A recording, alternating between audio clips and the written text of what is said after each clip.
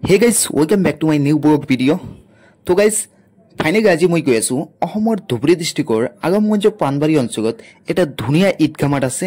Finally মই আজি তাতে গৈ আছো আৰু এটো ভিডিও মই ধুবুৰী ডিস্ট্ৰিক্টৰ আগমগঞ্জৰ যেটো অষ্টমী চৰ আছে তাৰ পৰা ষ্টাৰ্ট কৰি আছো। তো ফাইনেলি আজি মই গৈ আছো সেই ঈদগাহ মাঠত। তো এটা আগমগঞ্জ বজাৰ পাৰ কৰি যাব লাগে। তো সব এইখিনি হল আগমগঞ্জ বজাৰ। তো এটুই হল মেন বজাৰ হয় আগমগঞ্জৰ। তো এই বজাৰ পাৰ কৰি যাব লাগে। তো আৰু সক ফাইনেলি মই পাই গৈ এটো হল এটা মেন ৰোড হয়, এটো এটা হাই ৰোড হয়। আৰু এটো ৰোডদি মই যদি হন্মুখত যাও তেনেহলে মই যতে গৈ আছো ঈদগাহ মাঠ তাতে পাম। আৰু যদি মই যদি পিছফালে যাও তেনেহলে ধুবুৰী যেটো মেন টাউন হয়, মেন টাউনটো পাই যাম। তো মই গৈ আছো ফাইনেলি যেটো ঈদগাহ মাঠ হয়, ঈদগাহ মাঠ আপোনালোকক দেখুৱাই যাম। দেখো আৰু ঈদগাহ মাঠ মানে যিসকল মুছলিম ধৰ্মৰ হয় সেইসকলতো জানেই যে ঈদগাহ মাঠ কি হয়।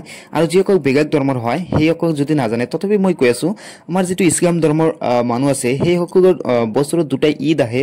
আৰু ঈদত আমি গোটেই মানুহ একগোট হৈ নামাজ পঢ়ো। আৰু যতে নামাজ পঢ়া হয় সেই ঠাইকনি আমি ঈদগাহ মাঠ বুলি কওঁ, শৰ্টকাট মই বেছি নকওঁ। তো ফাইনেলি অসমৰ ধুবুৰী ডিস্ট্ৰিক্টৰ আগমগঞ্জৰ যেটো ৰাঙামাটি পানবাৰী অঞ্চলত এটা ধুনিয়া ঈদগাহ মাঠ আছে। তো এটো অকল ঈদগাহ মাটি নহয়, তাতে এটো এটা পাৰ্কৰ নিচিনা হয়। কিয়নো নামাজৰ বাহিৰত যিখিনি ঈদগাহ মাঠৰ চাৰিওপাশে এনেকুৱা সিনারি আছে, তাতে বিউটিফুল সিনারি আছে। দেখাত বহুতো ভাল লাগে, বহুতো ধুনিয়া এটা সিনারি।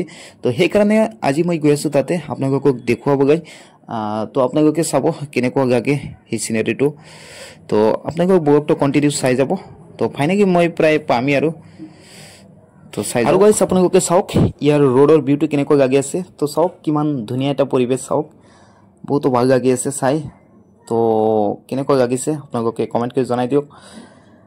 তো গাইস ফাইনেলি মই ঈদগাহ মাঠৰ গেটৰ সন্মুখত আহি পালো। তো চাওক এইখন হল ঈদগাহ মাঠৰ গেট। আৰু এতিয়া মই ফাইনেলি ভিতৰত সোমাই যাম।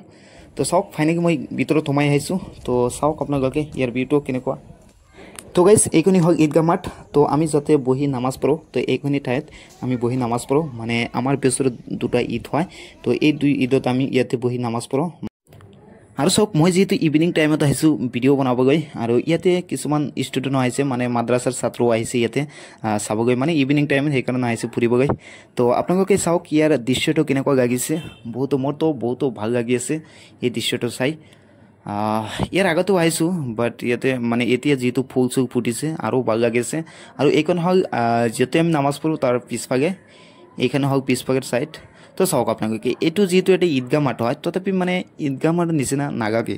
কিয়নো ইয়াতে মানে বহিবগৈ ঠাই আছে, ইয়াতে ফুল চুল বহুতো কিবা কিবি আছে। একচুৱেলি এইটো এটা পাৰ্কৰ নিচিনা হয়, তো পাৰ্কৰ নিচিনা লাগি আছে। তো চাওক এই কিমান ধুনীয়া এটা ফুল চাওক।